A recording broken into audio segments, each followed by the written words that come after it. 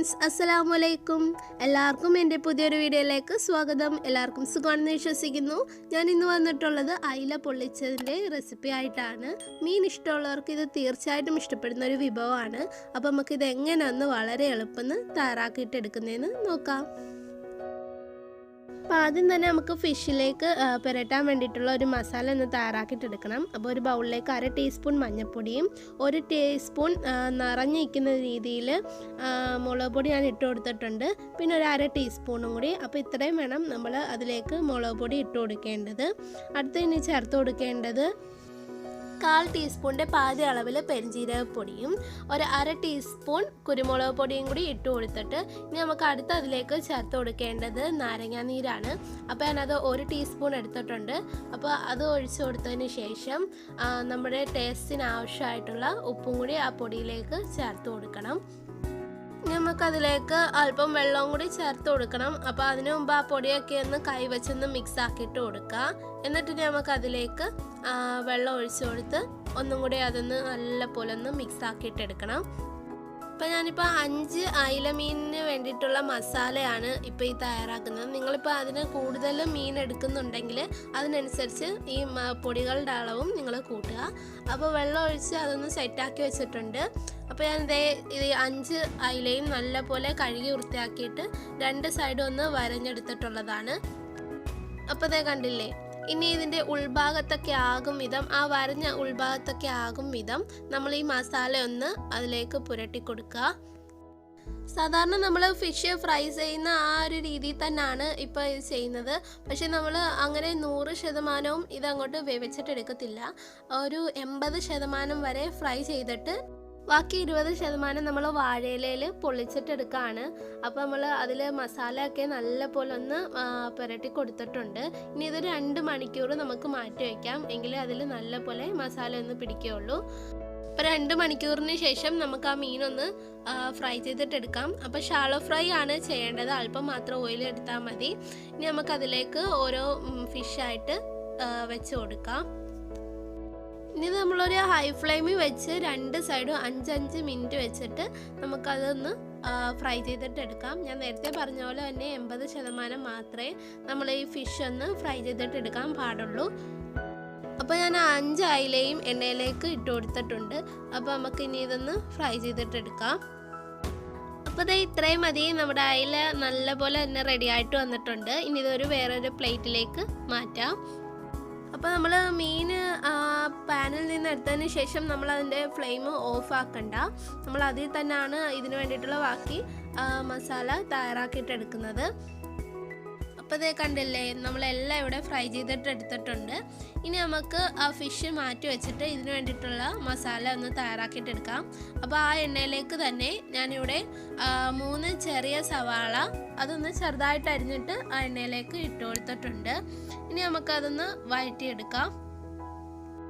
ഞാനിപ്പോൾ ഈ fish fry ചെയ്ത എണ്ണയിൽ തന്നെ സവാള വഴറ്റിയെന്ന് പറഞ്ഞാൽ ആ മീനിൻ്റെ ഒരു നല്ലൊരു ഫ്ലേവർ നമ്മുടെ ഈ മസാലയിൽ കിട്ടുന്നതാണ്. ഇപ്പം നിങ്ങൾക്ക് ഇതിന് ഇഷ്ടമല്ലെങ്കിൽ സെപ്പറേറ്റ് ആയിട്ട് നിങ്ങൾ വേറൊരു പാനിൽ വെളിച്ചെണ്ണ ഉപയോഗിച്ച് നമുക്ക് ആ മസാല ഒന്ന് തയ്യാറാക്കിയിട്ട് എടുക്കാവുന്നതാണ്.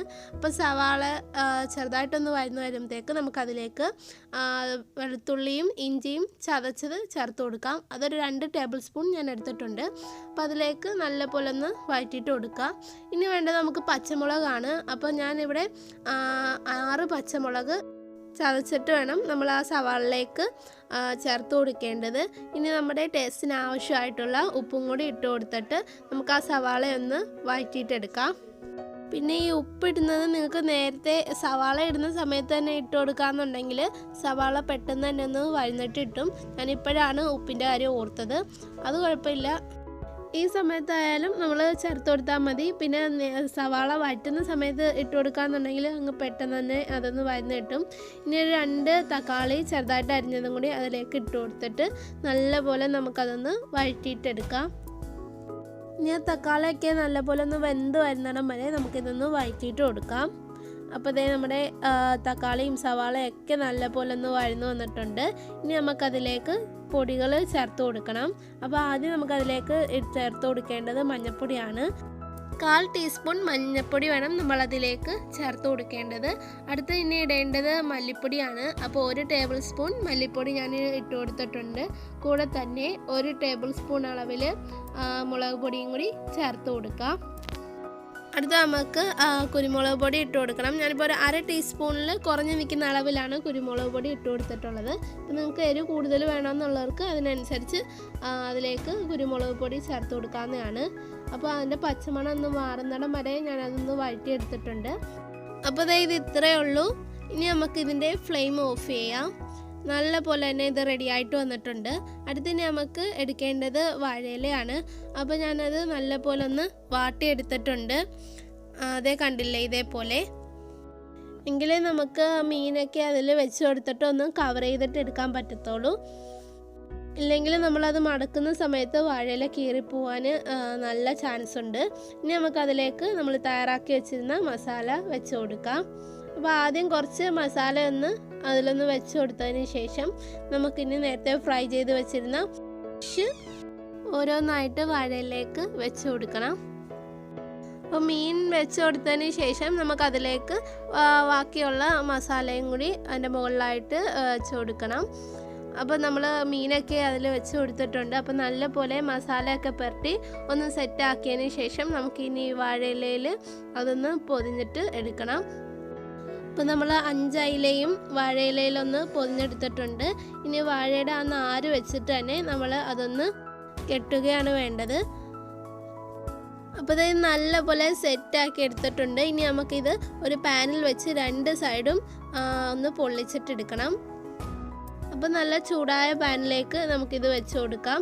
ഇത് വെച്ച് കൊടുത്തതിന് ശേഷം നമ്മളിത് മീഡിയം ഫ്ലെയിമിൽ വെച്ചിട്ട് വേണം 2 സൈഡും അതിൻ്റെ ഒന്ന് പൊള്ളിച്ചിട്ടെടുക്കേണ്ടത്.